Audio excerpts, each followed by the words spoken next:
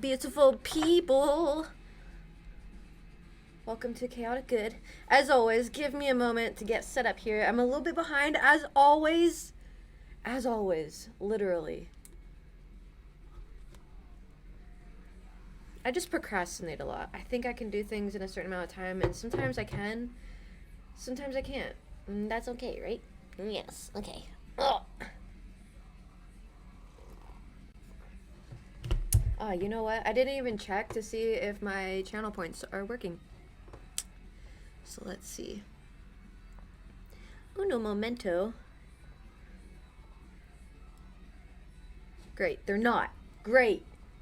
Oh, it's because I'm not signed in. Wonderful. See, I tell ya I'm behind.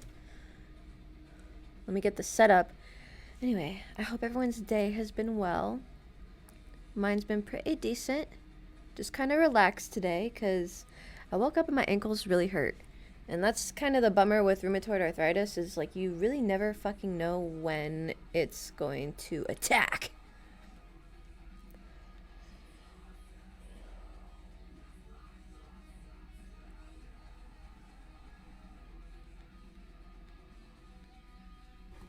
Okay. Get these channel points up and going because they're like my favorite thing. I do have to do some work on everything, like new channel points, incentives, and such and such and such and such, you know. Hello, Shuka Kaito, you wonderful human. How's your day going so far? I saw, Sierra. Saw. Remember that was like, how long ago was that? Like 6 years ago, and it's so outdated now. Yeah, how's your guys' day? I'm trying to get these channel points to work, so... Oh, there we go. I don't know you. Okay, cool. They work. Alright. Yeah, how's your guys' day going? I'm just getting everything set up. So, because I'm behind, like I always am. Hello? Hello? Oh, Sims is free officially. Sims is officially free. Sims 4. And I tagged Sierra in it. There's a Sims 5 coming out now. I had a bad brain day like the last 2 days, so I completely understand, Shuka Kaito. I'm sorry that you had a bad day though, like a bad brain day. Thank you, Sierra. Thank you so much. Sometimes when you come over, I want to put my wigs on you and like play dress up, but that'll take a long time. Sometimes I try to imagine what it would look like if I dressed you up in like my style of get up. Because you would be like some sexy goth bitch. I don't like saying the B word with my friends.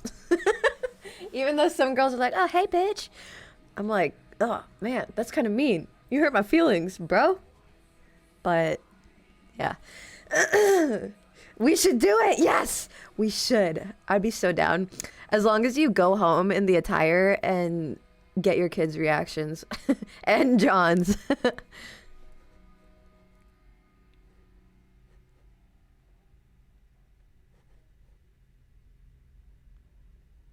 Yeah. I'm excited for The Sims 5. It looks like even more detailed than The Sims 4. And Sierra's going to help me get like more into The Sims 4. Well, I haven't started The Sims 4, but she's going to help me get into it. I think it'd be really fun. I don't know what I'd describe Sierra's style as, but she doesn't dress like I do. That's all I can say.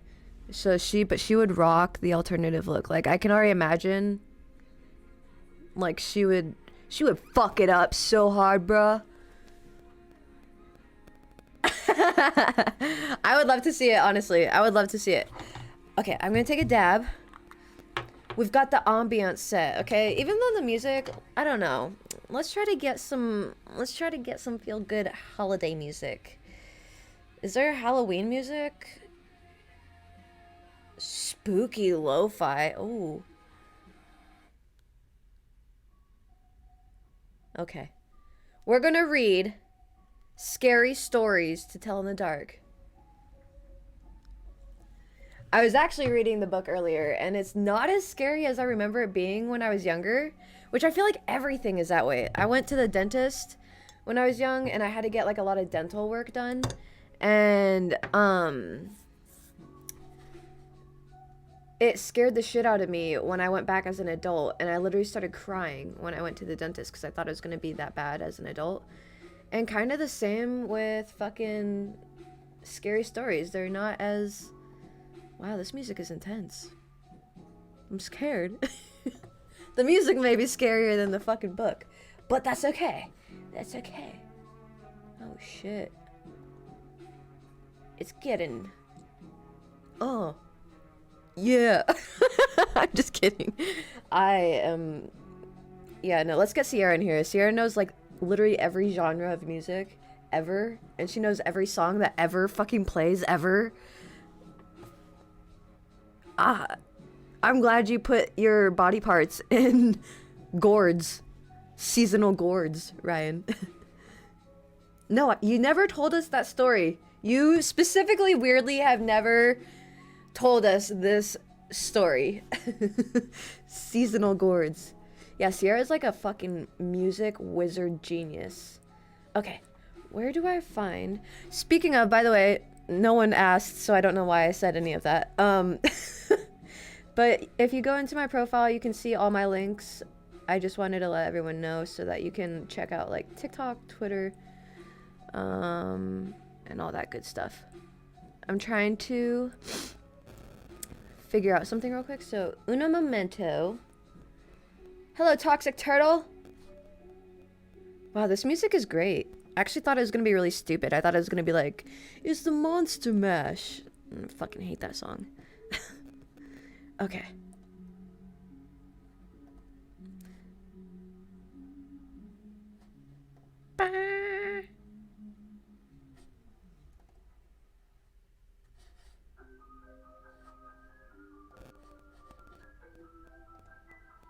Ooh, it's so spooky.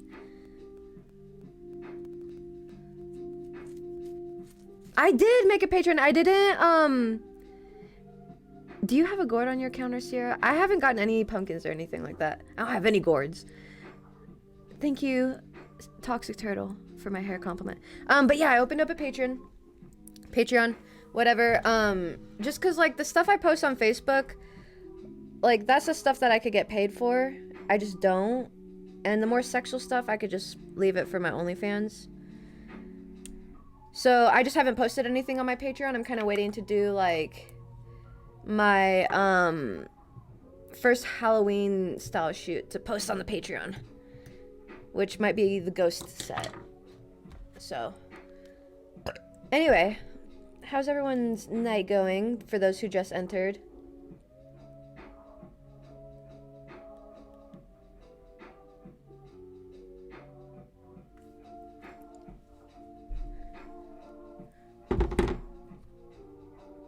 Cold. Oh no, the Patreon stuff is gonna be literally like, it'll be recipes. So like, my recipes will be for sale for like $1 on my digital shop that I'm setting up right now. But you could join my Patreon to get the recipes and watch the tutorials. And there's gonna be like photo shoots of like normal style. And then the more lewd and nude content you'll see on my OnlyFans and Fansly, which I also opened. Don't look at my banger! Don't look at it! It's dirty, I know. And how many times do I say I'm gonna clean it? Every single fucking time. Do I? Of course not. Why would I?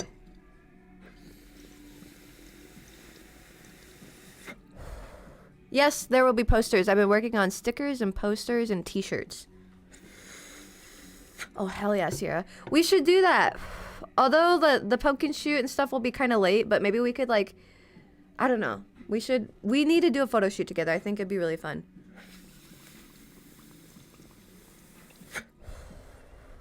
I know, I'm gonna clean it next time. So I say. Yeah, there's gonna be lewd and, like, normal posters. So the options will be there for sure, Toxic Turtle, no worries. I'm taking like my best lewd work from the last 2 years of doing my OnlyFans and making them into posters and stickers. So it's just taking some time, but it'll be ready Friday, hopefully, is when I launch my shops.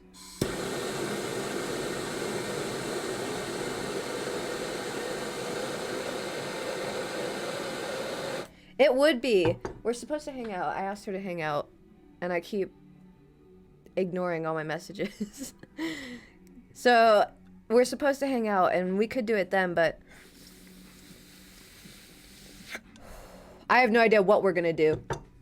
So, yeah, you know how that goes too, Shuka Kaito. But yeah, I have no idea what. We always plan something random, so maybe we will do that. It's kind of up to her. I just kind of like let her decide because I just enjoy hanging out with her.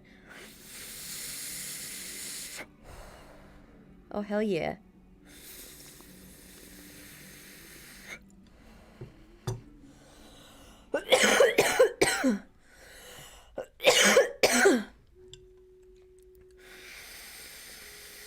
I kind of wish I got the hardback of this book, but it's okay. I'm not a fan of paperbacks because they get damaged easier, and I like to keep my books for a while. Although I don't have any more books, I like tossed a lot of them because they were from high school and they were like stupid books like the Encyclopedia of Immaturity. Like, who would want that? I don't know.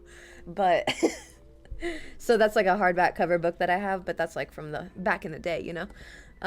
Now I am more refined, so I buy books like these. But I know I could probably get it out for you. It's so funny. I have like the book of the Encyclopedia of like Immaturity or something like that, and then Jeff Foxworthy, his hardback cover book of his like dictionary of jokes, and it's just like words that he made into jokes. I don't know. I was an idiot as a kid. I didn't read your normal stuff. Like, I was obsessed with reading about the Amish. What? Like, I don't know. What about the Amish? I really don't know. I thought they were some cult. I was Mormon, so I thought, what the fuck is up with these people? They're living in the middle of nowhere for why? And so I just read about them a lot. That and the Holocaust. Why? I don't know.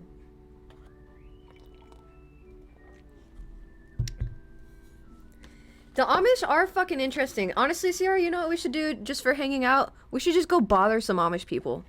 We should just go to their vicinity. I don't know if it's called land or like tribe. I don't know what it's called. Amish tribe. Is that it? That sounds scary. Like, it makes it sound like they're gonna like fucking like just annihilate you. And can you imagine just fucking being ran after by tons of Amish people? That would be kind of fucking scary. Are there Amish people in Arizona? Hell yeah. Honestly, we should do that. It would be fun. We'll just ask them everything. Because there's a couple of Amish people I actually follow on TikTok, and there's things that they didn't know. Like, legitimately, they are told that babies are made by literally a bird dropping them off, and they don't know till adulthood how babies are made. And so facto, the men don't even know about women's periods. The women like hide it away from them. So the men are completely like oblivious to this shit. So there's stuff that they do like that obviously in our world we're like, the fuck? Obviously a bird doesn't bring a goddamn baby, you know? But hey, it's Amish people. Yeah, they only travel by horse, but weirdly, a lot of them are like really great mechanics, I hear. Never encountered one. I've never encountered an actual Amish. The closest to Amish that I've encountered was in Wisconsin. And I don't know what the fuck they're called, but they look like pioneer people. They look like Amish people. But like the super Christian, maybe they're like those super Mormons. Like, I don't know why they dress the way they do. But the way they look at me is the same way I look at them. Because anytime when people walk past me in the store, they're like, oh, what the fuck? But especially those people, because they're wearing like the pioneer, the bonnet, and like the Mennonite. Yeah, they could be Mennonite too. The Mennonite could be very well what they are.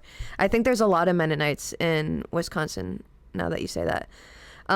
But yeah, they look at me like just looking at me is going to send them to hell, which it might. Who knows? I hear that place is pretty lit. Is it taking up the whole screen? Oops. Yeah, I can shorten up the chat thing. One second. Uno momento. Let me know if that's better. I'm gonna make it smaller and put it over here. Over here. Who knows? Tell me if that's better though. But yeah, anyway, so I'm probably like a Halloween decoration to them in that part of the region. When I lived in Wisconsin, it was really funny because it literally felt like I was like part of a circus. Anytime I walked anywhere, people would just stare like, what the fuck is that? Oh my god, you actually went to church here? Oh my god. Don't spill the beans! I want to hear this in person. Oh, I'm so excited to hear about this though. Oh, did you have fun? I prefer Jupiter Church. Honestly, I prefer the Church of Uranus. Okay? Oops, I'm sorry. Was that loud? That's the only appropriate time to be loud. Oh, do they? Okay. Good to know. I didn't notice. Thank you for noticing, because I don't watch my stuff back. Okay. I'm gonna start this. I'm gonna start this story. And these are, by the way, like, I don't know also if it was because I was a kid, but these are really short. These are like 1 to 2 pages. For some reason, I remember just getting like really fucking scared. And I thought the stories were longer, but these are like really short, okay? So I'm just preparing y'all for the disappointment that I had when I opened this, okay? I should have saved it to be disappointed live on stream, but it's okay. I do not have that book, but I will be happy to get it and read it if you want. Maybe that'll be my new thing. I just read to people on Twitch because I like reading. I actually grew up when my grandma took care of us when we first got back from Hawaii. Sorry.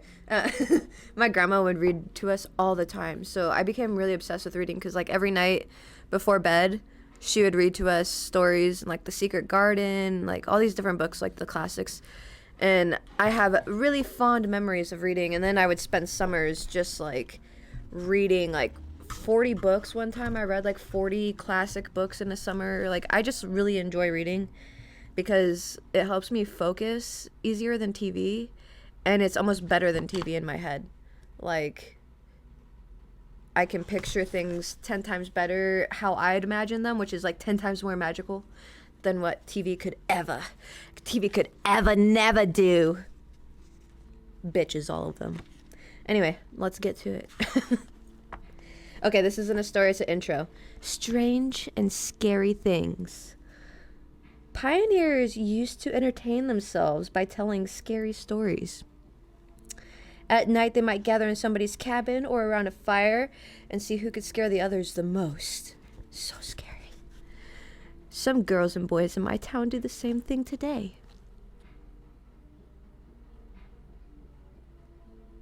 I was gonna say reptilians, and I did. Okay. They get together at somebody's house and they turn out the lights and eat popcorn and scare one another half to death. Telling scary stories is something people have done for thousands of years. For most of us, like being scared in that way. Since there isn't any danger, we think it is fun. Oh, I will definitely show the pictures. Okay, this one's the intro picture. It's a cool little bird. The artistry is always like has been my favorite. It was very different. Yeah, it was very different at that time. Oh yeah, that's why I have my coffee. I have peppermint in my coffee. I should have done pumpkin spice, but I wanted peppermint. So we got the pumpkin or the peppermint coffee, the peanut brittle candle going, the book. So yeah, get some hot cocoa and a blanket. I got my blanket. It's right here. Where was I? Oh yeah. There are a great many scary stories to tell. There are ghost stories. There are tales of witches. That's not scary. Devils, boogeymen, oh, zombies and vampires. There are tales of monstrous creatures and of other dangers. There even are stories that make us laugh at all the scariness. Actually, I'd have to say that stories about serial killers are far more terrifying than anything. Anyway, some of these tales are very old, and they are told around the world, and most have the same origins. They are based on things that people saw or heard or experienced or thought they did. Sounds about right. Many years ago, a young prince became famous for a scary story he started to tell, but did not finish. That's what she said. His name was Mamilius? What the fuck? Let me show you this word. Let me show you this name. Mamilius? Mamilius? Where is it? Is it gonna focus on it? Is it gonna focus? Is it gonna focus? Ugh, it's not going to.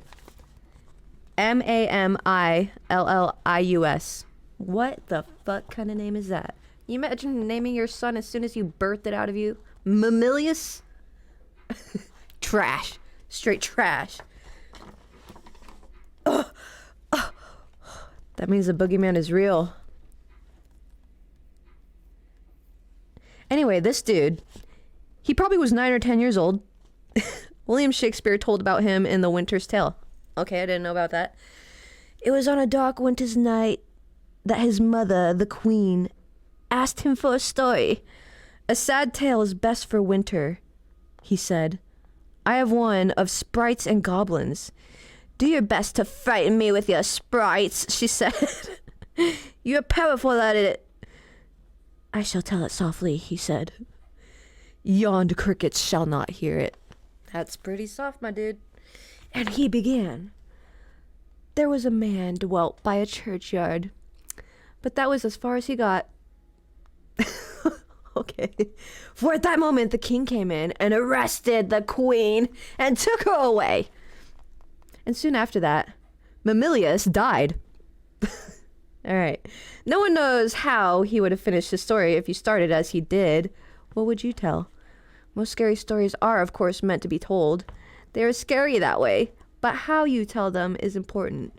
Well, fucking Mamilius, this douchebag died, so we're gonna skip the rest of that.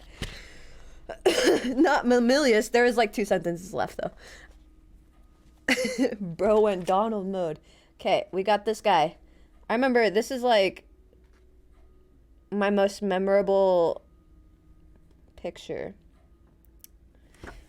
that I can remember in my brain. It's called Ah. Ah! That's what it's called. So, trigger warning. This chapter is filled with jump stories, okay? If you're a pussy, get out now.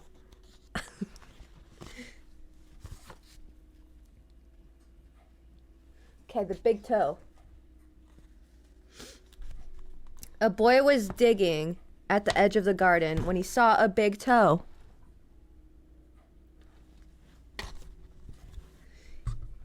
He tried to pick it up, but it was stuck to something.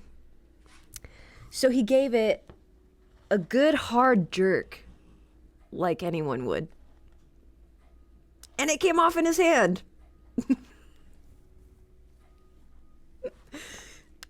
That is what she said. Then he heard something groan and scamper away. Yeah, I don't remember this starting this way. Damn. The boy took the toe into the kitchen and showed it to his mother. Disgusting. He showed it to his mother. It looks nice and plump, she said, as any mother would say that when they see a human toe. Their damn fucking child holding a human toe. Yeah, it looks nice and plump, Mamilius. I'll put it in the soup and we'll have it for supper. This story, man. The night his father carved the toe into 3 pieces. And they each had a piece. Then they did the dishes, and when it got dark, they went to bed. Yeah, for reals. I would, and my last thought would not be to carve it up and serve it for dinner, but hey, maybe they were struggling and cannibalism was decriminalized. The boy fell asleep almost at once, but in the middle of the night, a sound awakened him. It was something out in the street. Damn streetwalkers. It was a voice, and it was calling to him. "Where is my toe?" it groaned. When the boy heard that, he got very scared. But he thought, it doesn't know where I am. It will never find me. Genius. Then he heard the voice once more, only now it was closer. Where is my toe? It groaned. The boy pulled the blankets over his head and closed his eyes. I'll go to sleep, he thought. When I wake up, it will be gone. But soon he heard the back door open, and again he heard the voice.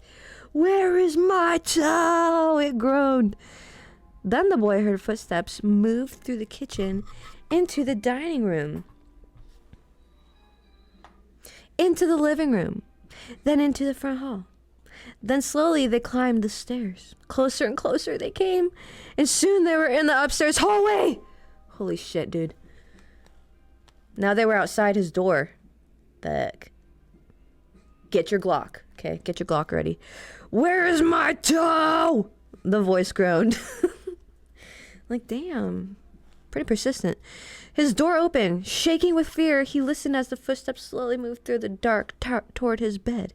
Then they stopped. Where is my toe? The voice groaned. At this point... Oh, I'm not supposed to read that. At this point, pause. Then jump at the person next to you and shout, "You've got it!" Yeah. Yeah, I mean... I don't know who would eat a toe. Save the dogs. Get your musket. Okay, so we got the walk. The walk is next. Here's that picture. I don't remember this picture at all, but I like it because I'm a fan of silhouette trees, as you can see. Okay, this is called The Walk, and this is a one-pager. Ooh. My uncle was walking down a lonely road one day. He came upon a man who also was walking down that road. The man looked at my uncle, and my uncle looked at that man. The man was scared of my uncle, and my uncle was scared of that man. But they kept on walking, and it began to get dark. The man looked at my uncle, and my uncle looked at the man. The man was very scared of my uncle, and my uncle was very scared of that man. Are they both high? Like, what's going on? Are they flirting? Do they like each other? Anyway, but they kept on walking, and they came to a big woods. It was getting darker, and the man looked at my uncle, and my uncle looked at the man. They got feelings for each other. You know they do. The man was really scared of my uncle, and my uncle was really scared of that man. But they kept on walking, and deep down into the woods they went. It was getting darker, and the man looked at my uncle, and my uncle looked at that man. The man was terribly scared of my uncle, and my uncle was terribly scared of... Oh. That. I don't even think they know what they're yelling at. Hey, Odin, come here, now. Come here, now. Come here. Thank you. Can you go lay down? Go on.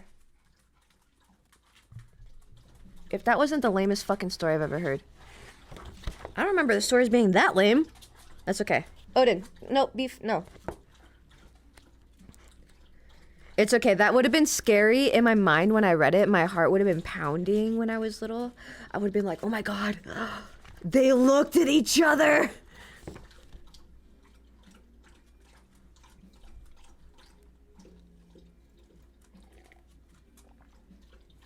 Oh, guys, this next story is about me. Listen up, all right? First off, there's the picture. There's blood dripping off the feet.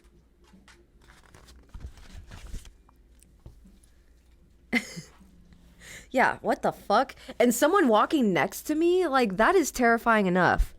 I do not like that. Okay.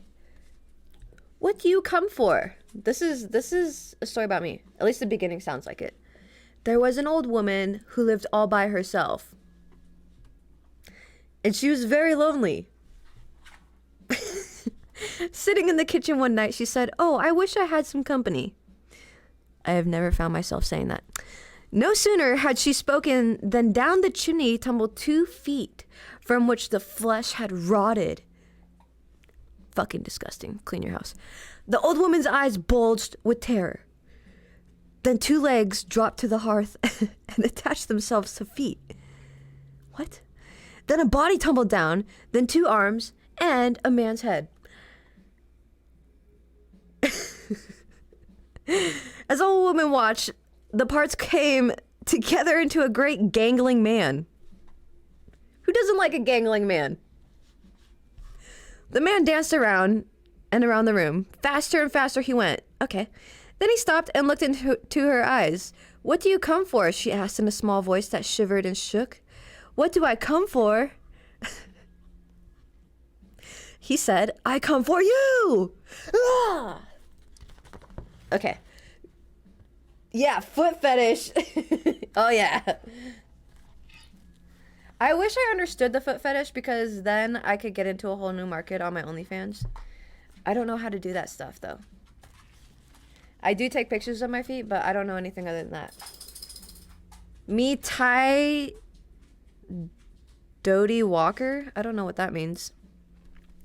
Here's that scary... Hey, don't start. The scary picture. Ooh. I turned off autofocus, and now I'm wondering if I should have turned on autofocus for this to show the pictures. Okay. What is this? Shredder, Odin, no. Nope, I don't want to hear it. Please just keep your little puppy fuzzy mouth closed. Okay. There was a haunted house where every night a bloody head fell down the chimney. Nice. At least that's what people said. So nobody would stay there overnight. Pussies. Then a rich man offered $200 to whoever would do it. Boy, sign me the fuck up. Maybe supply some joints too. I know, right? Yeah, $200. Say fucking less. Anyway, this boy said he would try if he could have his dog with him. So it was all settled. The very next night, the boy went to the house with his dog. To make it more cheerful, he started a fire in the fireplace. Then he sat in front of the fire and waited, and his dog waited for him, with him. See, I would have done it differently. I would have busted in there with like a Ouija board and just came at the spirits and the paranormal shit sideways. Like they probably thought they were gonna get me, but nah. Busting through that fucking door. For a while, nothing happened. But a little after midnight, he heard someone singing softly and sadly off in the woods. The singing sounded something like, Me Thai Dodie Walker. I'm not gonna sing for you guys, sorry. Oh man, this would be a brutal time if I could have done some metal singing though. It's just somebody singing, the boy told himself. But he was frightened. Then his dog answered the song. Softly and sadly it sang, Lynchy, Kinchy, Collie, Molly, Dingo, Dingo. Sick ass lyrics, bro. The boy could not believe his ears. Yeah, see, they were fucking sick. His dog had never uttered a word before. Then a few minutes later, he heard the singing again. Now it was closer and louder, but the words were the same. Me Thai Dodie Walker. This time, the boy tried to stop his dog from singing. Okay, well, first off, like, if my dog was singing, I would not give two fucks about what's going on in the woods. I'd be like, oh, holy shit, dude. Tell me more. He was afraid that whoever was singing would hear his dog and come after them. But his dog paid no attention, and again it sang, Lynchy, Kinchy, Collie, Molly, Dingo, Dingo. Honestly, someone needs to do some sort of remix with this and put it to some boppity tunes and make a rap from this. Again, the boy tried to keep his dog quiet, but the dog sang out louder than ever. Lynchy, Kinchy, Collie, Molly, Dingo, Dingo. The song absolutely slaps. I'm surprised you don't know it, Sierra. Damn. Soon the boy heard the singing again, and now it was coming down the chimney. Well, fuck. Me Thai Dodie Walker, the dog sang right back, Lynchy, Kinchy, Collie, Molly, Dingo, Dingo. Suddenly, a bloody head fell out of the chimney. Wow, what a twist of events. Holy shit.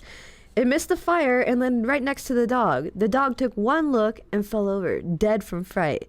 The head turned and stared at the boy, slowly opened its mouth, and... Ah! I'm supposed to turn to one of my friends and scream. Dingo, Dingo. Does anybody remember them being, like, scarier? They're more, like, nonsensy. This is like Dr. Seuss of horror stories. Hell yeah. I would do that too. I would bust out of the closet. I'd be like, oh shit, there's a fucking dance-off going on. There's a dance battle. And so would Sierra.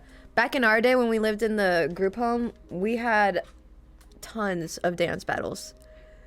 I know. Like, what the fuck? You, like, yeah, how dare you? How dare the dog die? And first out of everyone? The fuck? I am terribly frightened right now. Ah, so frightened I need to take a dab. Don't look at it.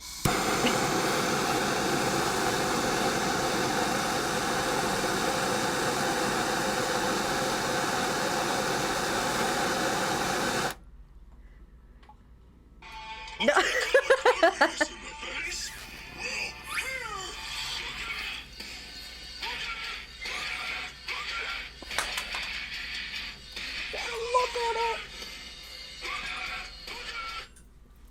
Hell yeah. But don't look at this. It's so ugly.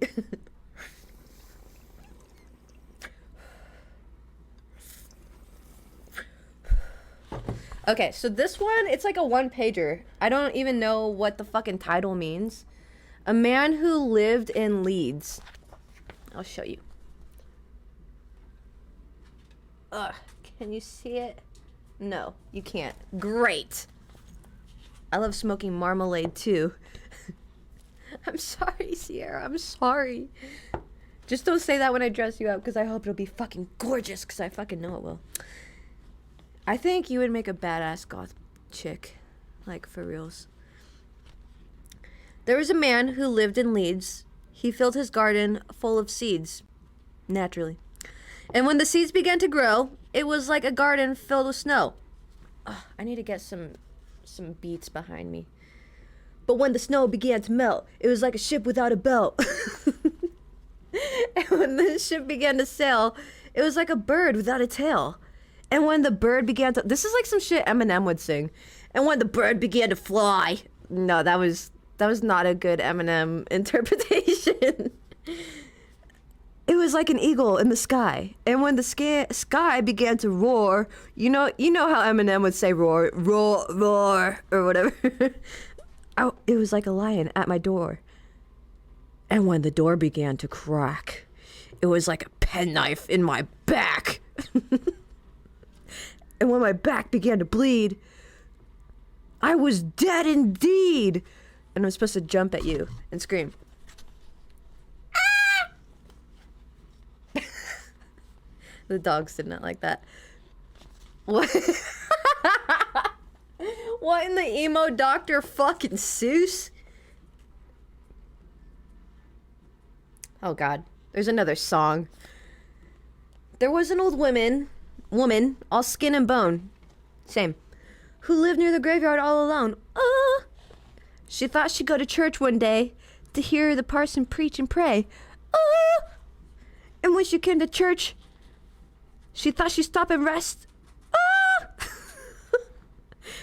As you can tell, I entertain myself pretty well alone, so... This is just some song, though. So I'm gonna pass it. He heard footsteps coming up the cellar. I feel like I remember this one. We see... Hey, none of this right now. We got to embody the book-reading spirit beef. And that is, we gotta pretend there's a fireplace and be calm. Hey, no! Go lay down! Go lay down! There are ghosts in this chapter. One comes back as a real person. Another takes revenge on her murderer. There are other strange happenings. That's what it says. Oh, the thing. Did we see that? Ted Martin and Sam Miller were good friends. They spent a lot of time together. On this particular night, they were sitting on a fence near the post office talking about one thing and another. As most people do. There was a field of turnips across the road. Suddenly, they saw something crawl out of the field and stand up. It looked like a man, but in the dark, it was hard to tell for sure. Then it was gone. But soon it appeared again. It was halfway across the road. Then it turned around and went back into the field. Then it came out a third time and started toward them. By now, Ted and Sam were scared, and they started running. But when they finally stopped, they decided they were being foolish. They weren't sure what had scared them, so they decided to go back and get a better look. Pretty soon they saw it, for it was coming to meet them. It was wearing black pants, a white shirt, and black suspenders. Nifty as fuck. Sam said, "I'm gonna try to touch it. Then we'll know if it's real." He walked up to it and peered into its face. It had bright, penetrating eyes sunk deep in its head. It looked like a skeleton. Ted took one look and screamed. And again, he and Sam ran, but this time the skeleton followed them. When they got to Ted's house, they stood in the doorway and watched it. It stayed out in the road for a while, then disappeared. A year later, Ted got sick and died. Toward the end, Sam sat up with him every night. The night Ted died, Sam said he looked just like the skeleton.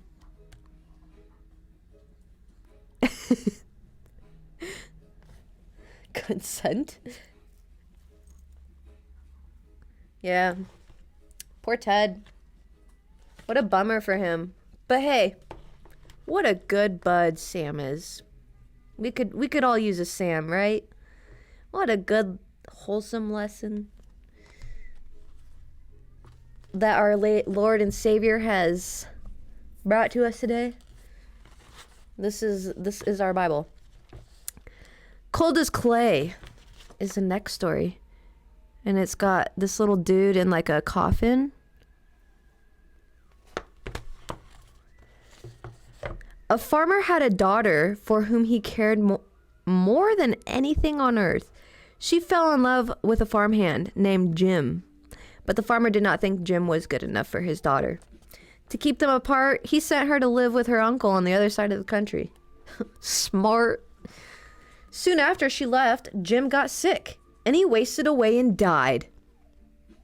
Yeah, fuck you, Jim. Everyone said he died of a broken heart.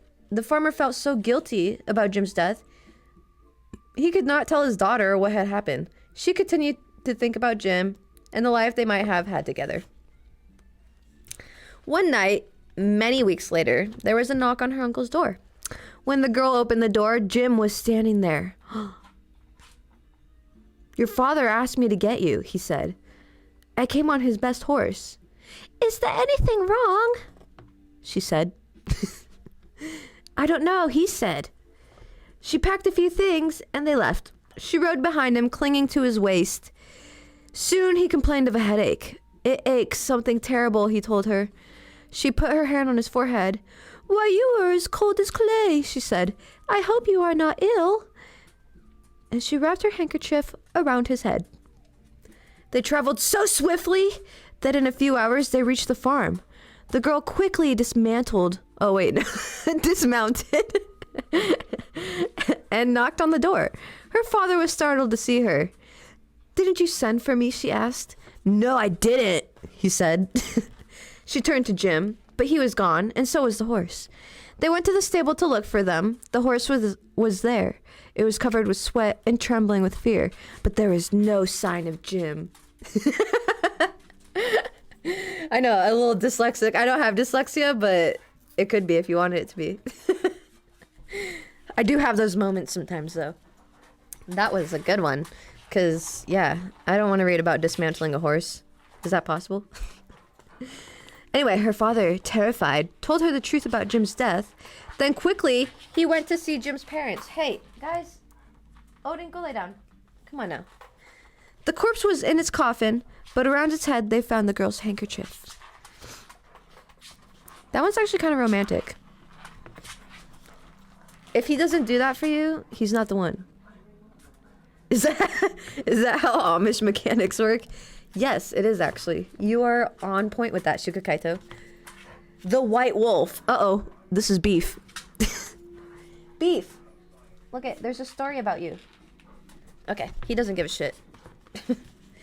The timber wolves around French Creek had gotten out of hand. There were so many wolves, the farmers could not stop them from killing their cattle and sheep. So the state put a bounty on them. It would pay a hunter $10 for every wolf pelt he turned in. A butcher in town named Bill Williams. What a fucking stupid name. Like, do you know the long version of Bill is William? William Williams? Terrible parents. Anyway, a butcher in town named Bill Williams thought that was pretty good money. He stopped working as a butcher and started killing wolves. He was good at it. Every year he killed over 500 of them.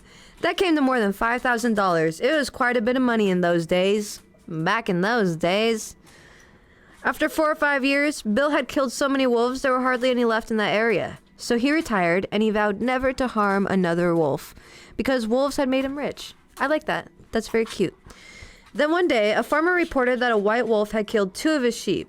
He had shot at it and hit it, but the bullets didn't have any effect.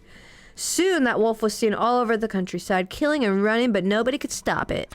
One night, it came into Bill's yard, not Bill Williams' yard, and killed his pet cow. No! Murder that fucking bitch! Swear to God. I'm so mad.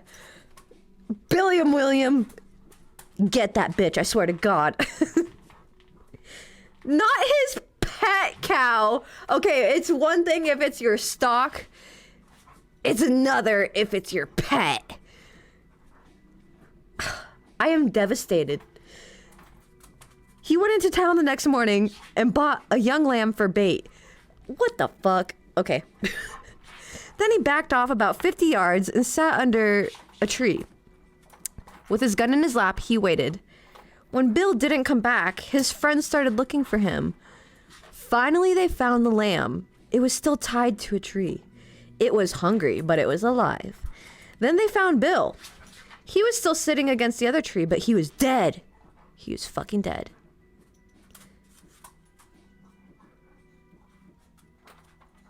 His throat had been torn open. Damn, alright, fuck.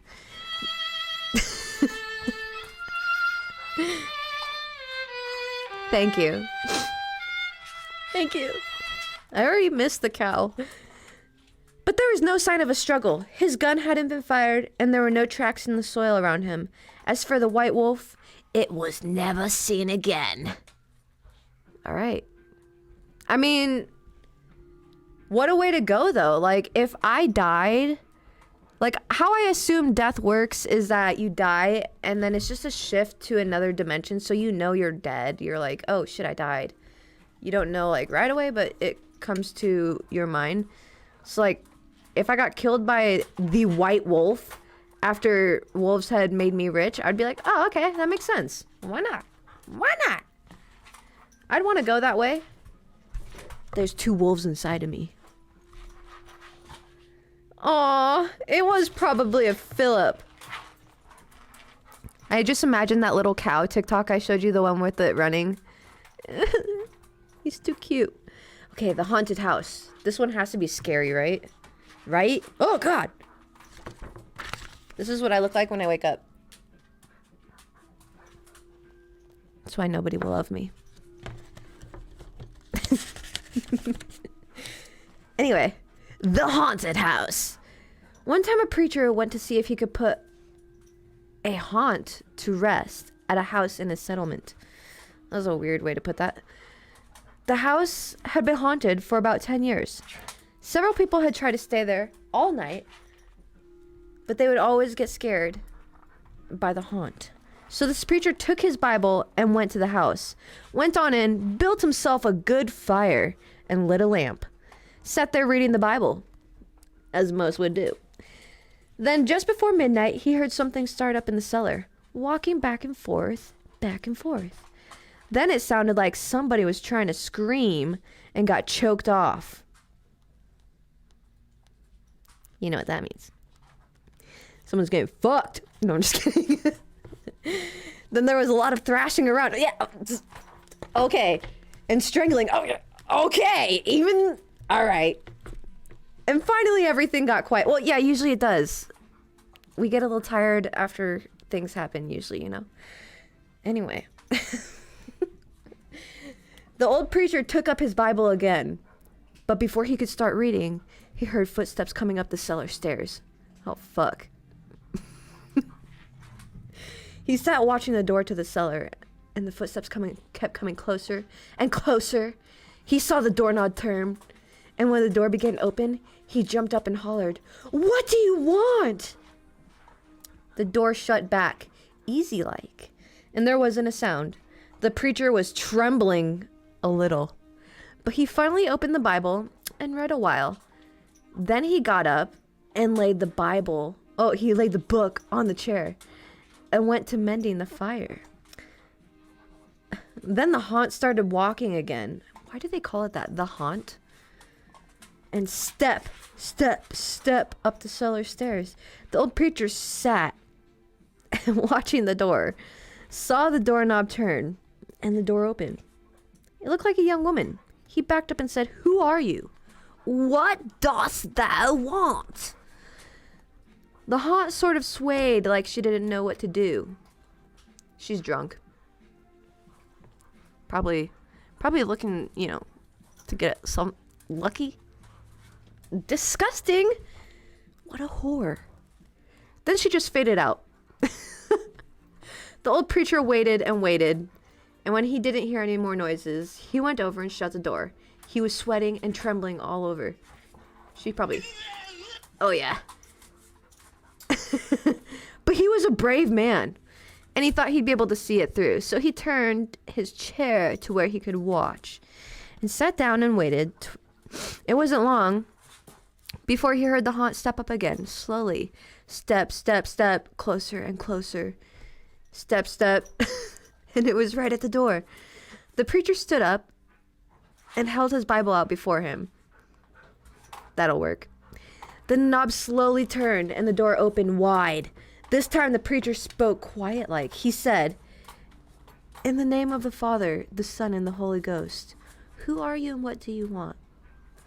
The haunt came right out across the room, straight to him, and took hold of his coat. It was a young woman about 20 years-ish. Her hair was torn and tangled, and the flesh was dropping off her face so he could see the bones and part of her teeth. She had no eyeballs, but there was a sort of blue light way back in her eye sockets, and she had no nose to her face. Smash. Just kidding.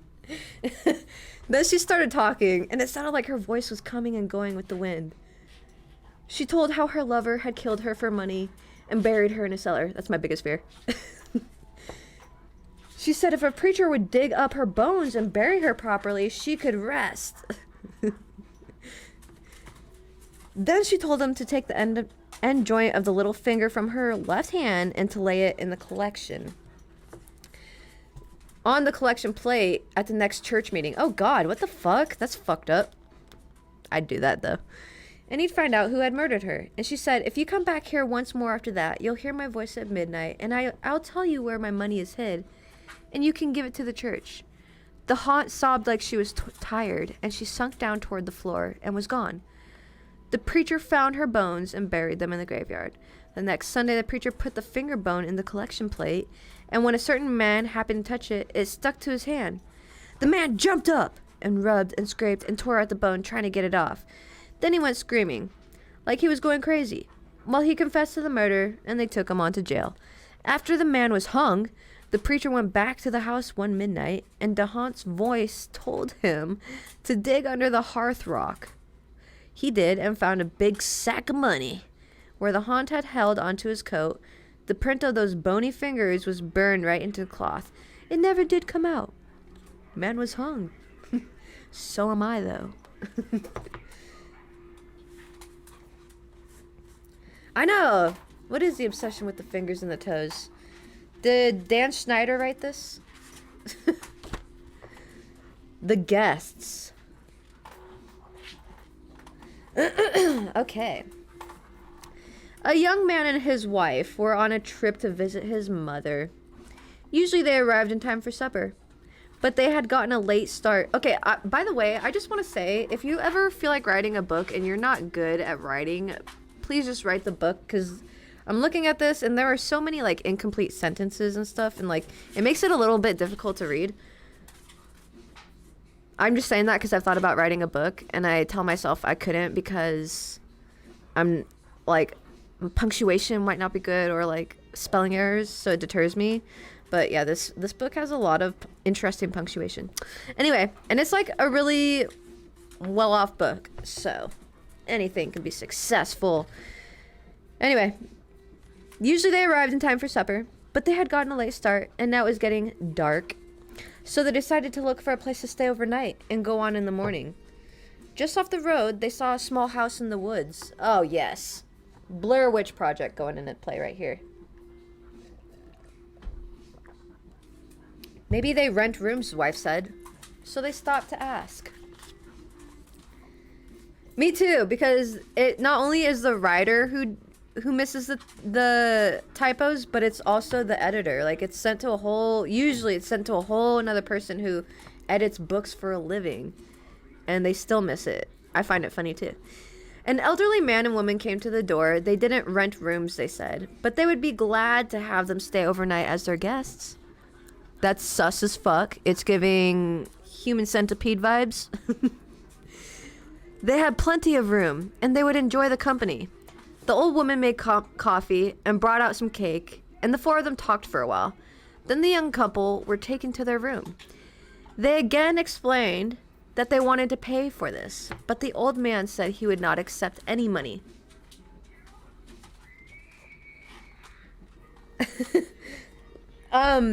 Because in the beginning of the movie, of the Human Centipede, I think they break down and they end up going to like a little, it's like starts raining really heavy and something like, I forget, but they go to like a house in the middle of nowhere. It's just a dude, so it's not a couple, but that's the only reason why it reminds me of that. Yeah. And then they go into this house and fall into the trap. Okay. Anyway, the young couple got up early the next morning before their host had awakened. On a table near the front door, they left an envelope with some money in it for the room. Then they went on to the town next. Okay. They stopped in a restaurant and had breakfast. When they told the owner where they had stayed, he was shocked. "That can't be," he said. "The house was burned to the ground, and the man and the woman who lived there died in the fire." Odin, come here, now. Get away from there. Come here. Odin. Go lay down. Come here. Odin. Beef. Leave him alone. My goodness. The young couple could not believe it, so they went back to the house. Only now there was no house, as they found was a burned out shell. They stood staring at the ruins, trying to understand what had happened. Then the woman screamed.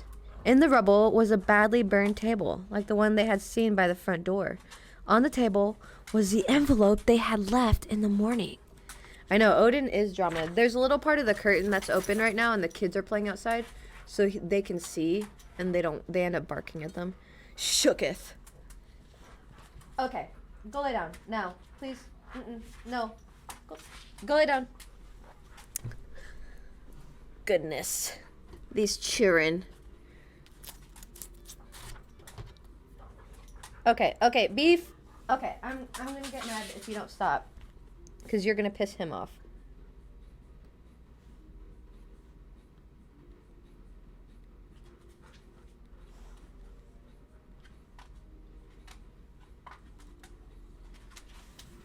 Okay. These dogs. There's like, if I had the camera on right now, you would see them. Mine is Spudgy behind me. You can see her behind me.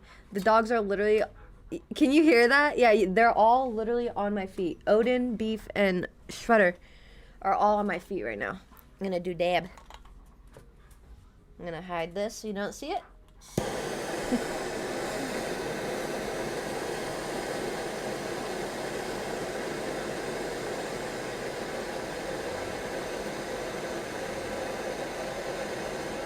You know what's crazy is it's actually really easy to clean when you just light it on fire. It takes only a few seconds, but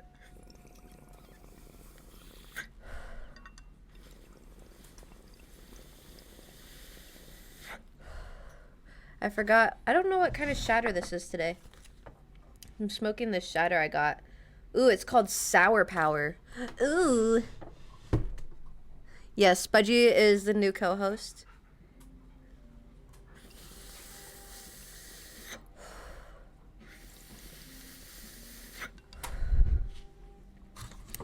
Okay, so I think I'm catching on. I believe these are chapters. Okay, so this chapter is called They Eat Your Eyes, They Eat Your Nose. And here's the picture. I hope you guys can see that decently. I'm not going to read that blurb because it's literally pointless. Why another song? Why do they make me sing? I don't even sing. I'm going to rap this for you. Don't you ever laugh as the hearse goes by, for you may be the next to die. Okay. They wrap you up in a big white sheet from your head down to your feet. They put you in a big black box. Cool. Cover you up with dirt and rocks. All goes well for about a week, then your coffin begins to leak. Well, I mean, wouldn't that really suck, though? Like, if you were still aware of your mortal body as you died? Hell yeah, I got these fucking bars. The worms crawl in, the worms crawl out, the worms play pinochle. What the fuck? On your snout. They eat your eyes, they eat your nose, they eat the jelly between your toes. Gross. A big green worm with rolling eyes crawls in your stomach and out your eyes. Your stomach turns a slimy green, and pus pours out like whipping cream. You spread it on a slice of bread, and that's what you eat when you're dead. Okay.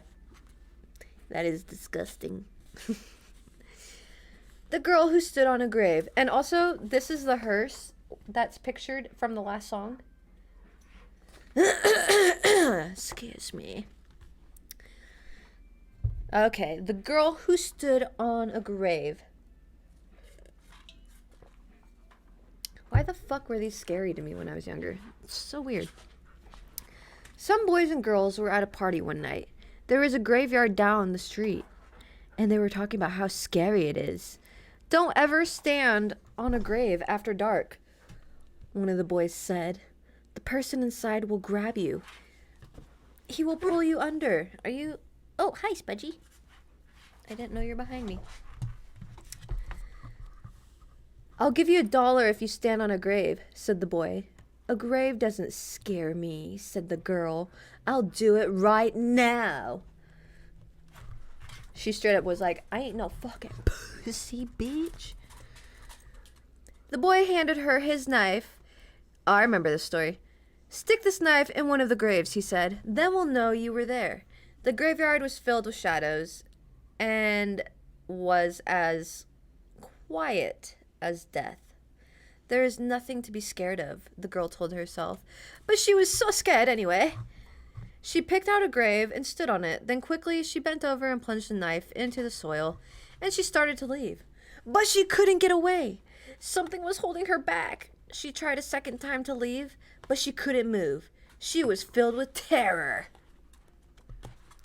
Something has got me, she screamed, and she fell to the ground. When she didn't come back, the others went to look for her. They found her body sprawled across the grave. Without realizing it, she had plunged a knife into her skirt and had pinned it to the ground. It was only the knife that held her. She had died of fright. What a straight up dumb bitch. I'm just kidding. She did her best.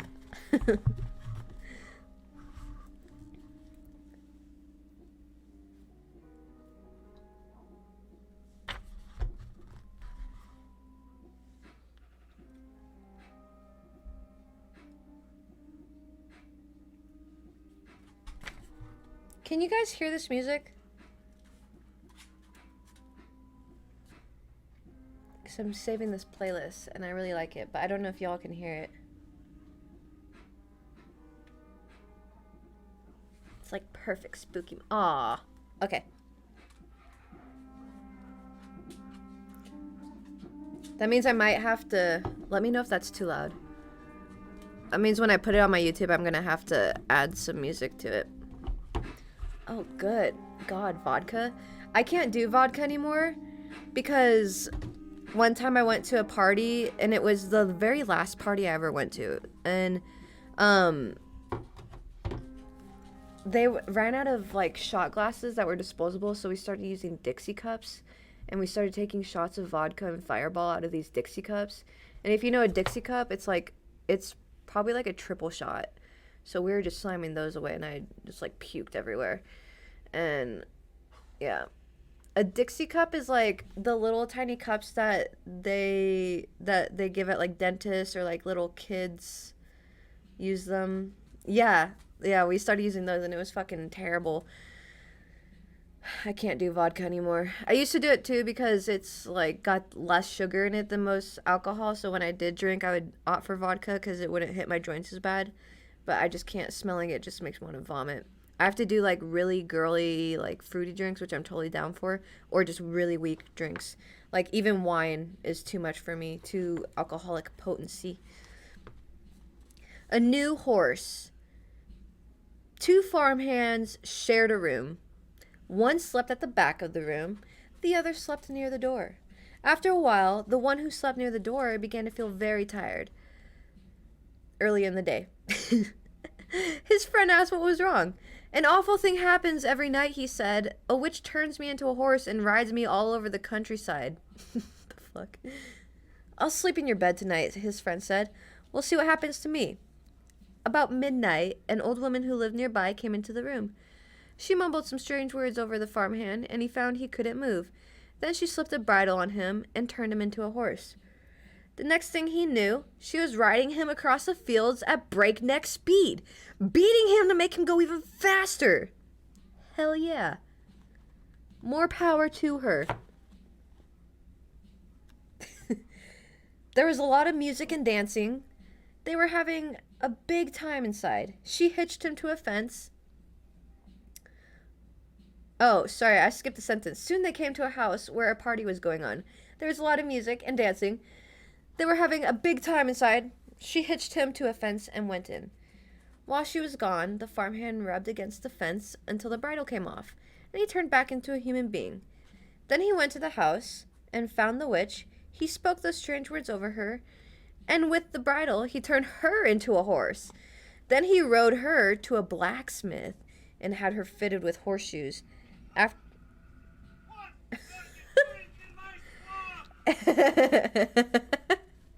and they were roommates.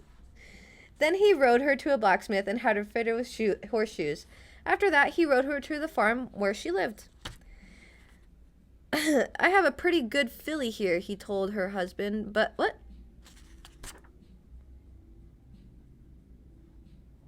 Okay. I have a pretty good filly here, he told her husband, but I need a stronger horse. Would you like to trade? The old man looked her over, and he said he would do it. So they picked out another horse, and the farmhand rode away. Her husband led his new horse to the barn. He took off the bridle and went to hang it up, but when he came back, the new horse was gone. Instead, there stood his wife with horseshoes nailed to her hands and feet. Ha! He got swindled. He got swindled as fuck. Hey, no, none of that. Odin, beef, no more. Nope. No. I'm not gonna do it right now. You guys are being too much. Beef, he doesn't want to play. He's running away from you, literally. Nope. Poor Beef, he just wants to play. You need strong horse. Here is... This looks more like a donkey from hell, if you ask me.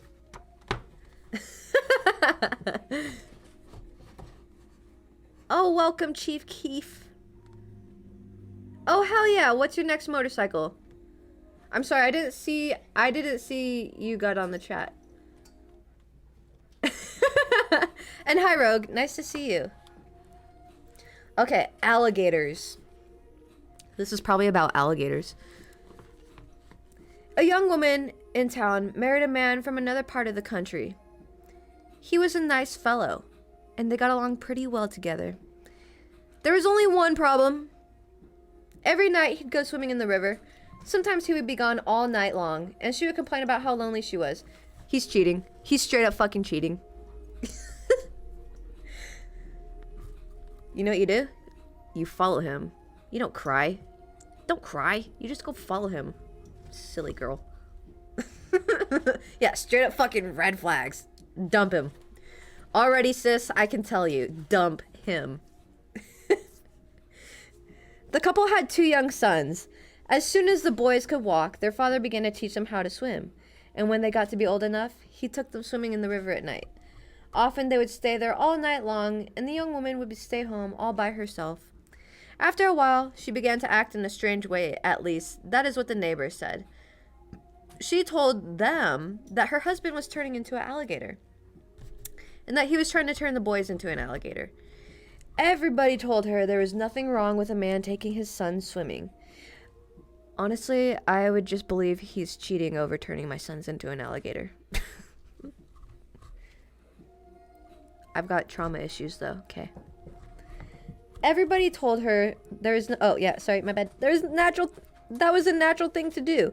And when it came to alligators, there just weren't any nearby. Everybody knew that. Early one morning, the young woman came running into town from the direction of the river. She was soaking wet. She said a big alligator and 2 little alligators had pulled her in and tried to get her to eat a raw fish. How dare they? They were her husband and her son, she said, and they wanted her to live with them, but she had gotten away. Her doctor decided she had lost her fucking mind, and he had her put in the hospital for a while. Understandable. After that, nobody saw her husband and boys again. They just disappeared. But now and then, a fisherman would tell about seeing alligators in the river at night. Usually it was 1 big alligator and 2 small ones. But people said they were just making it up. Everybody knows there aren't any alligators around here. Duh. Here's an alligator. The Dr. Seuss emo version of an alligator. Oh, nice. Isn't that like a cafe racer style bike?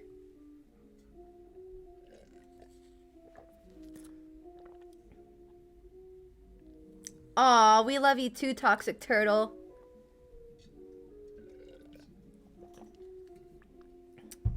Yes, we love... I love when people chat in the chat. That's actually the only way I know how y'all are on.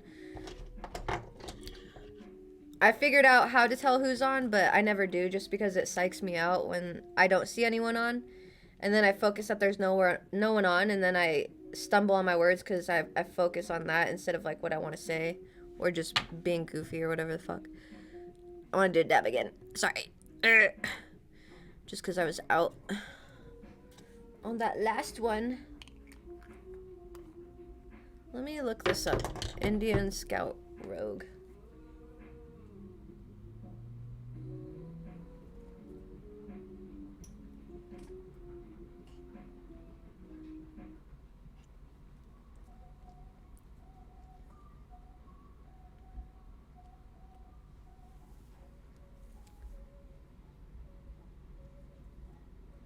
Oh yeah, that's like cafe racer style. That's nice, dude. Not my style of bike, but very nice.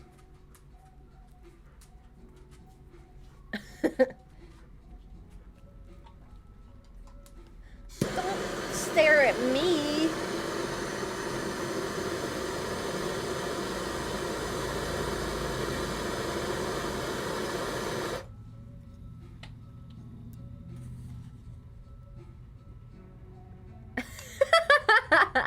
I swear I'm not. I swear I'm not.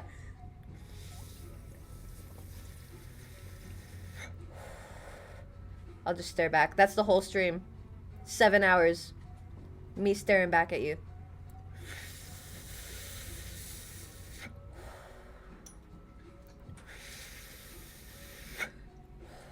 It's okay. Once November hits, that's when I'm going to start my everyday streams, like my nothing streams.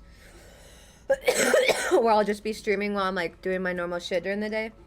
So you'll see a lot of me just staring.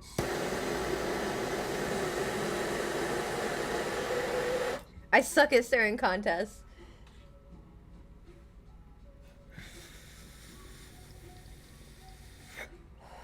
Oh no, is that what happened? Did you die?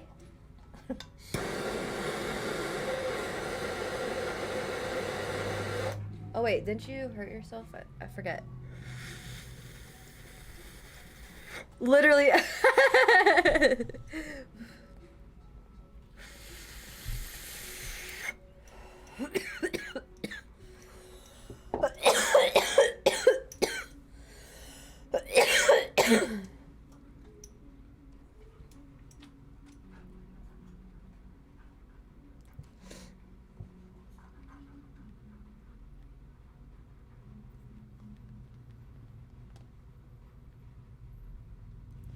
Hey, Spudgy. We got Spudgy here.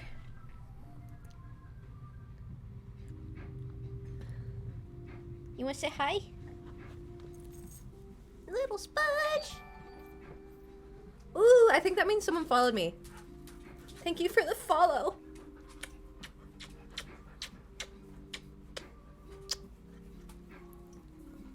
In a scantily clad 1700s ripped up nightgown. Very specific robe, but I dig it. I would absolutely wear that. Naked doing an oil change?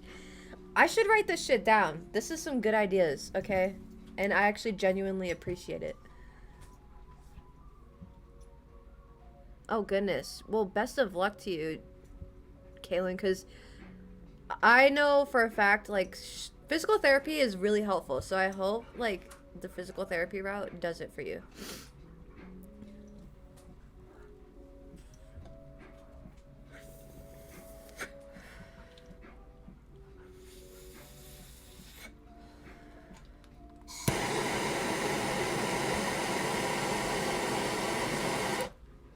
Is that a good thing, Shuka Kaito? What do you... I don't even know what you do for a job. I thought, for some reason, I thought you were a bartender, but I don't think that's right. It's okay. If it makes you feel any better, I've been having joint surgeries since I was 6.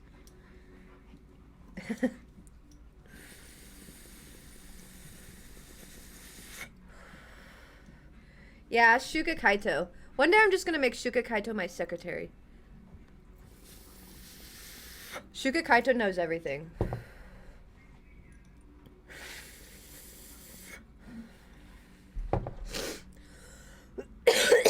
We're reading scary stories. You ready for the next one? Okay.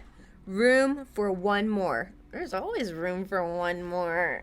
I'm just kidding. Not in my life. I'm monogamous as fuck. Anyway. A man named Joseph Blackwell came to Philadelphia on a business trip.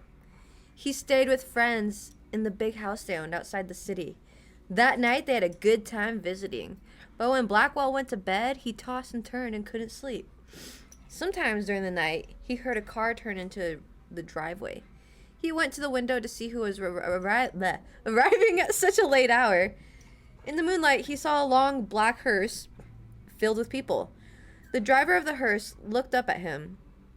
When Blackwell saw his queer, hideous face, he shuddered. That's rude. The driver called to him, "There is room for one more." Then he waited for a minute or two and then drove off. In the morning, Blackwell told his friends what had happened. "You were dreaming," they said. "I must have been," he said. But it didn't seem like a dream. After breakfast, he went into Philadelphia. He spent the day high above the city in one of the new office buildings there. Late in the afternoon, he was waiting for an elevator to take him back down to the street, but when it arrived, it was very crowded. One of the passengers looked out and called to him. "There is room for one more," he said. It was the driver of the hearse. "No thanks," said Blackwell. "I'll get the next one." I would too. The doors closed and the elevator started down. There was shrieking and screaming, and then the sound of a crash. The elevator had fallen to the bottom of the shaft. Everyone aboard was killed.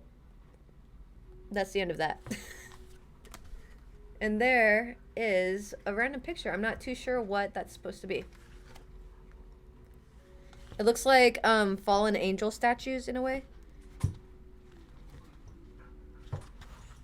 Your next car might be a hearse. Actually, one of my old friends had a hearse for a car.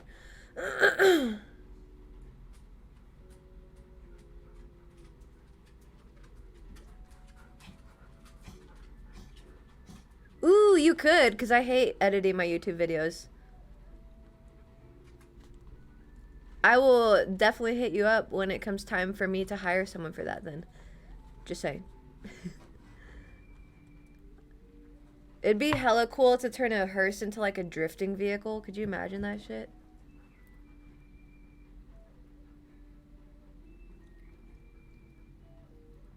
G-Wagons you can write off on your taxes. You get like a tax break on them. So essentially you get them for free. But they cost like $500,000. So you have to have that to begin with to be able to get them. But then you can write them off in your taxes.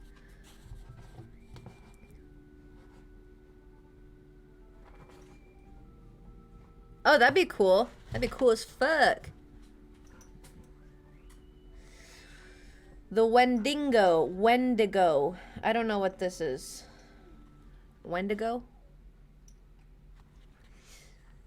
A wealthy man wanted to go hunting in a part of northern Canada where few people have ever hunted. He traveled to a trading post and tried to find a guide to take him. But no one would do it. It was too dangerous, they said. Finally, he found an Indian who needed money badly, and he agreed to take him. The Indian's name was Defago. Okay. Okay. They made camp in the snow near a large frozen lake. For 3 days, they hunted, but they had nothing to show for it. The third night, a windstorm came up. They lay in their tent, listening to the wind howling and the trees whipping back and forth to see the storm better. The hunter opened the tent flap. What he saw startled him. There wasn't a breath of air stirring, and the trees were perfectly still. Yet he could hear the wind howling. And the more he listened, the more it sounded as if it were calling Defago's name. Okay, let me type in the chat how this is spelled.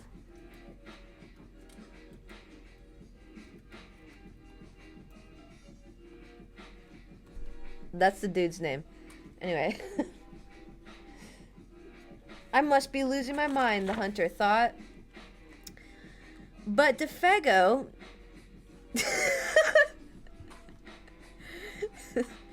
had gotten out of his sleeping bag. He was huddled in a corner of the tent, his head buried in his arms. What's this all about? The hunter said. It's nothing, Defago said. But the wind continued to call to him.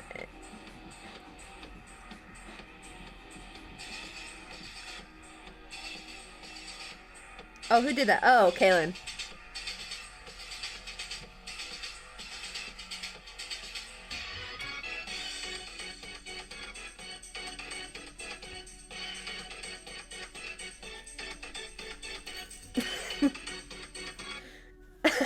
Right?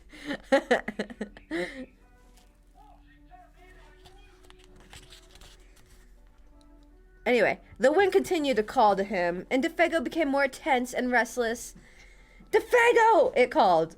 Suddenly, he jumped to his feet and began to run from the tent. But the hunter grabbed him and wrestled him to the ground. You can't leave me out here, the hunter said. Then the wind called again, and Defago broke loose and ran into the darkness. The hunter could hear him screaming as he went. Again and again he cried, "Oh, my fiery feet! My fiery feet of fire!" Then his voice faded away, and the wind died down. At daybreak, the hunter followed Defago's track in the snow, then went through the woods. Can you guys stop? You're distracting me. Hey, go lay down. Go on. Please. Move your butt. Okay, anyway, they're not going to stop. Anyway, they went through the woods down toward the lake, then onto some ice. But soon he noticed something strange. The steps Defago had taken got longer and longer. They were so long, no human being could have taken them. It was as if something had helped him to hurry away. The hunter followed tracks out in the middle of the lake, but they disappeared. At first he thought that DeFago had fallen through the ice, but there wasn't any hole. Then he thought that something had pulled him off the ice into the sky, but that made no sense. As he stood wondering what had happened, the wind picked up again. Soon it was howling as it had the night before. Then he heard DeFago's voice. It was coming from up above. And again he heard DeFago screaming, "My fiery feet! My burning feet!" I swear that's what it says. But there was nothing to be seen. Now the hunter wanted to leave that place as fast as he could. He went to camp and packed. Then he left some food for DeFago and he started out. That was nice. Weeks later, he reached civilization.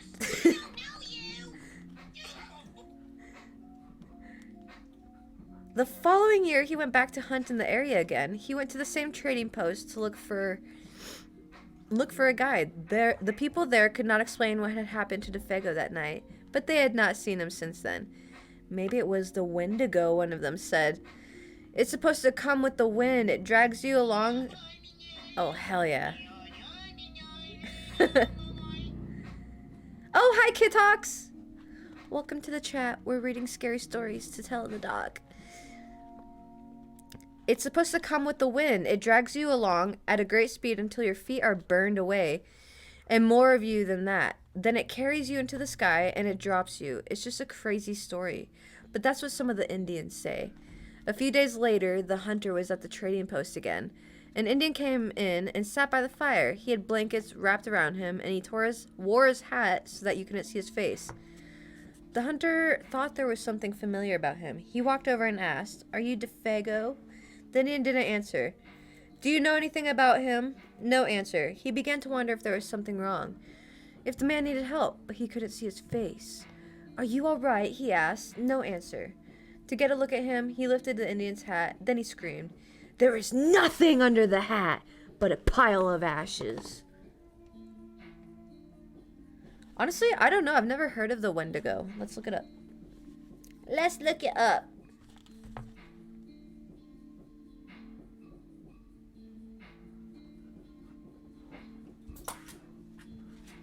Hunter does sound like a big fat baby.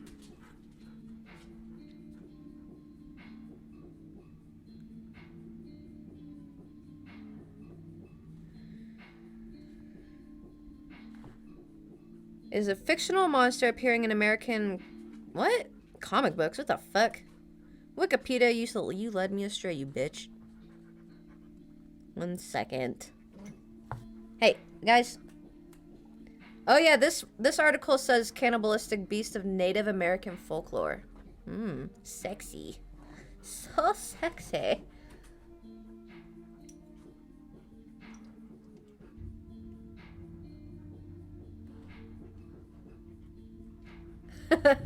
I'm sorry, Kitox. To be fair, these aren't that very scary. Ooh, there's some good ones coming up. I have to leave at 7:30 to go pick up my medicine. So I'm gonna stop the book there. I'm not gonna get off quite yet, but we are gonna pause there. I'm going to finish the other half, and then I'm gonna buy the other books, and we're gonna, every night for 13 nights, I'm gonna be on every night at this time. And we're gonna be baking, watching movies, reading stories, and usually I'll have more time, but I just need to go get some groceries and my medicine at 7:30. So we're gonna pause in the middle, and I'm gonna chill here with you guys until then. Toxic Turtle, when you're in love with someone and they're moving away, you have two options. Either accept the fact that you're not meant to be with them or move with them.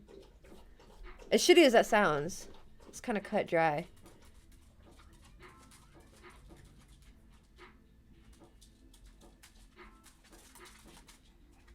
Yeah, take the kid with you.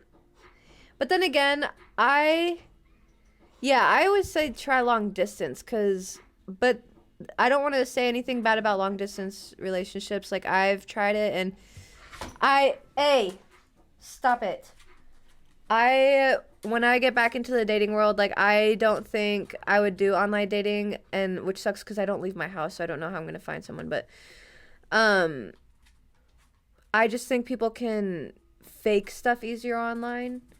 So online dating works for a good while, but I think it's, to me, I'm always weary about it now because I think people can hide a little bit better, like things about themselves, you know? You have to get a cucumber and a condom? Interesting. Interesting. After I moved to Wisconsin for my ex, I told myself I would never move states for any dude ever again. Ever again. Never, ever. Unless I'm married and my husband was like, hey, babe, want to go? Whoa, are you okay? Beef. If he wanted me to go move to another state for his job and my job was fine, I'd be like, hell yeah, let's do it, brother. Let's go. Yeah, I would say I'm too clingy for long distance too at this point because when I did long distance, I had certain boundaries and they were respected and I still got cheated on. So I would be like overly clingy when it comes, if I did like a long distance relationship, like it would be too much for me to handle. Way too much. Stop. Hey, leave. Beef, go lay down. Leave him alone. Go lay down. Now. Little punk. You punk. What do you think you should do, Toxic Turtle? What are your options in your mind?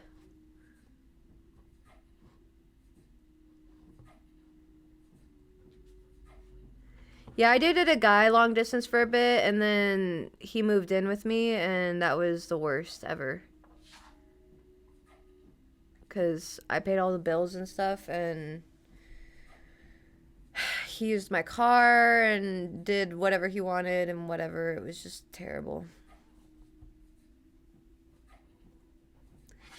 Yeah, see, I commend people who do it for sure, but after my lesson, I would never move states for a person ever again. But I don't want to say that and like it ruin long distance relationships for people because there's tons of successful long distance relationships.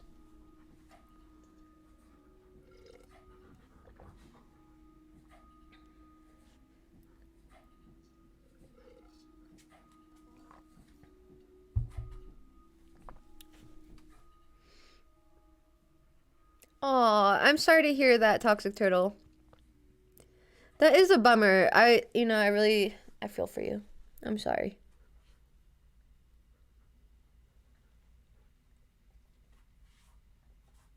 Yeah, I could agree with that, Kitox. If it started that way, I think it would be easier.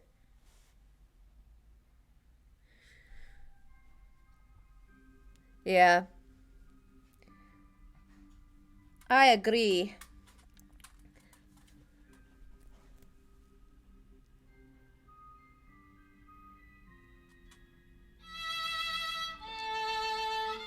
Oh.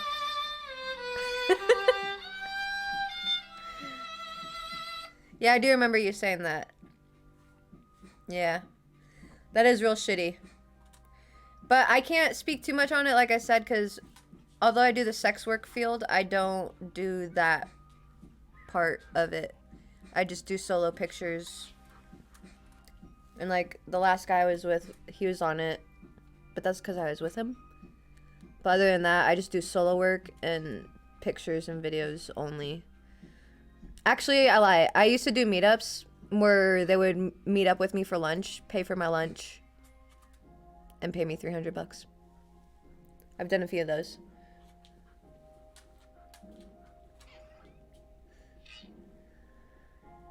But yeah, that would be shitty. I don't know if I would. I don't know. I don't know if I would. I don't know. Like if the roles were reversed, if I got back together with someone that I really cared about, and they fucked a 50-year-old woman, first I'd want to see a picture. I'd be like, let me see. And if I could tell it was purely just for money's sake, then I would still be upset about it, but it would be less, I don't know, I wouldn't feel as betrayed, I guess, if that makes sense. I would still be upset about it though. I could understand that. I could understand that, Caitlin.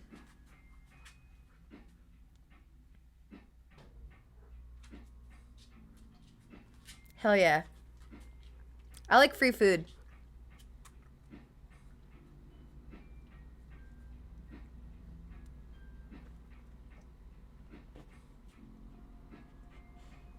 Oh, that's cool. That's really cool, Shuka Kaito. I would do that, but I just don't like people enough.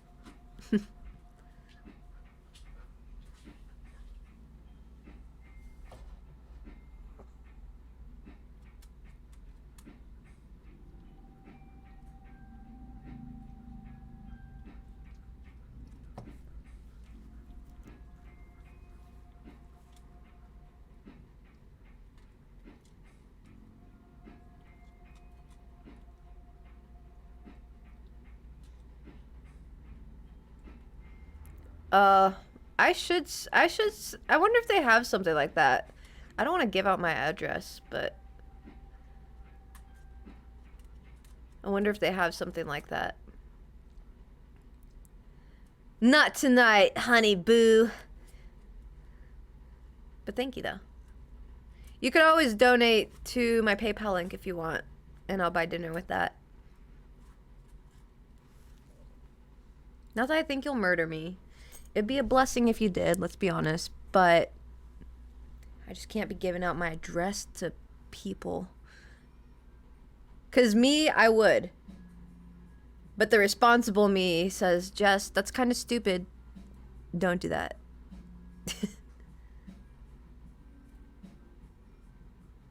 Oh, interesting. Good to know.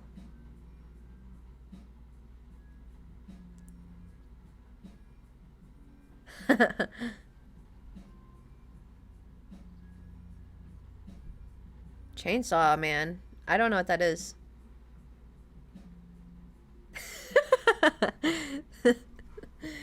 Thank you, Shuka Kaito. I'm glad you are the responsible minded one, because to be fair, when I'm in a group of people, like in Flagstaff, what if Sierra, you, me, and Sierra's kids are there, like, I turn into a kid. I am no longer the mom friend. I am absolutely the child of the group. So I'm glad you're responsible. That helps a lot.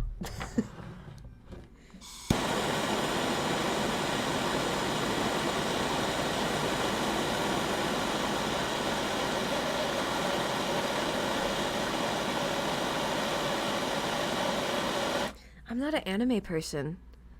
I'll look it up.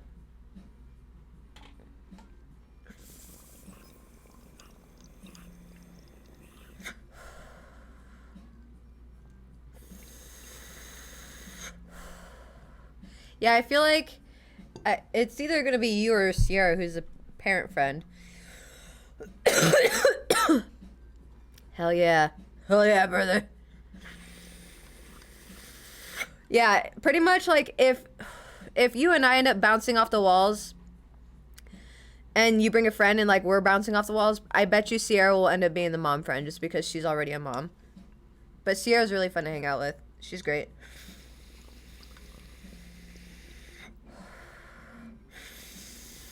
Oh, you should do both. Do like rap metal. That'd be sick as fuck. Just do it. Just do it. You know, I understand that though, cause like I've been so scared to post on my YouTube because damn, look at my arm muscle, bro. Holy shit. Swole as fuck. Anyway. But I'm just kidding. But yeah, so I get scared to post on my YouTube. I don't know why. But but I don't know. I just get nervous, and it's because like I tell myself certain things that really are stupid. Like nobody's gonna watch my YouTubes or nobody cares, so it doesn't matter if I post on my YouTube. And then I'm like, why am I telling myself that? So I guarantee you, you can do exactly that. Switch to rap. Honestly, Just buy this Scary Stories book and take these songs and rap them, please. I'm looking for someone to do that. Perfect time, too. Halloween's coming up. That'll give you, like, a project to work on. Oh, you turned 25 the 11th? Oh, happy belated birthday. I'm sorry that we missed it. Oh, hell yeah. Hell yeah.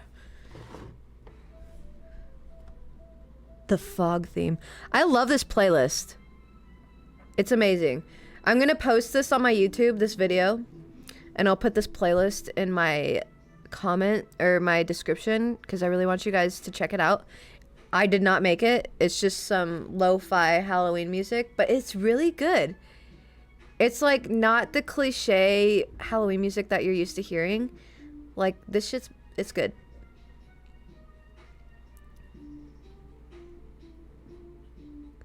Oh shit, that's edgy as fuck. You're so edgy. I'm just kidding, that sounds cool though.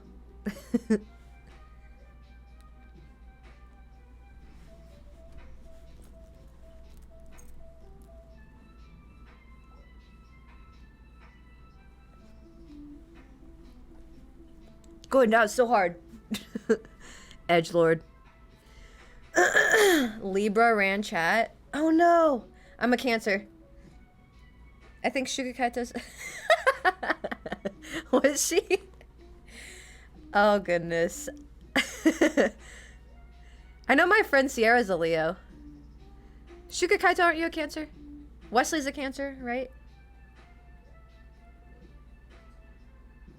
What day for what? Oh, the YouTube? I'll probably be posting it on YouTube tonight or tomorrow.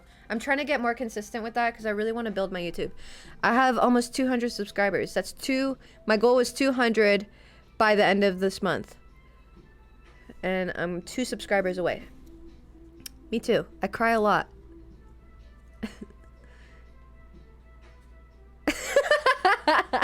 That's amazing, Sugar Kaito. Oh, 15th. July 15th. Monsters and... No, I don't know. I don't know that at all. Let me see if I can get this link. Oh. Let me just share it in the chat.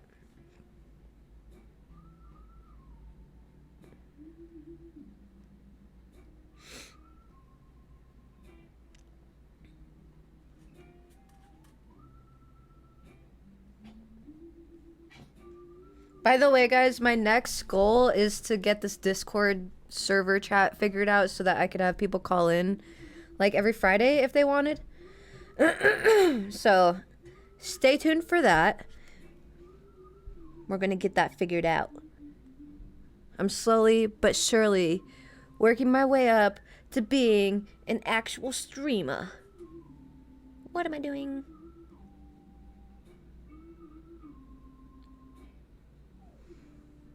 Okay, that's the playlist, if anyone cares.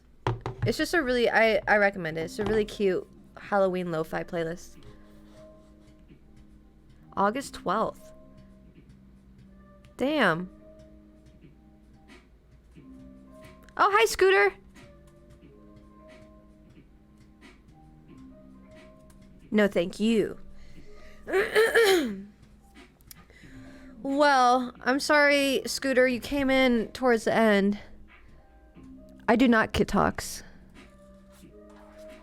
Turning 26 is amazing. I'm 27, and I feel like time just gets better. I know that's contrary to the popular opinion, but I like every year that passes, because first off, like, you have so much experience behind you, and then secondly, like, you're just older and you can kind of do more technically. Just because you're more of an adult, it's just like, fuck it, whatever. Yeah, I gotta go get medicine for my wee achy joints. Oh dang, I wish I had 15,000 subs. Yeah, listen to the playlist, Toxic Turtle.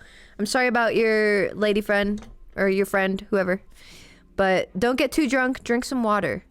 But I'm gonna hop off here and get some shoes on. But like I said, you guys can find this on my YouTube tonight or tomorrow if you want to rewatch this, or just watch it on Twitch. I don't care. But you guys have a great rest of your night. Thank you for joining me for Scary Stories. I was really nervous that it would kind of be lame, but I had a lot of fun. Sorry they're not as scary as I remember, but they're fun. We'll continue them. We're making pie tomorrow, so I'll be on tomorrow. But you guys, thank you, Kid Talks. You guys have a great rest of your night. And take care of yourselves. Drink some water before bed. And yeah, sweet dreams to y'all. And I'll see you tomorrow. Stay beautiful and have a good day tomorrow.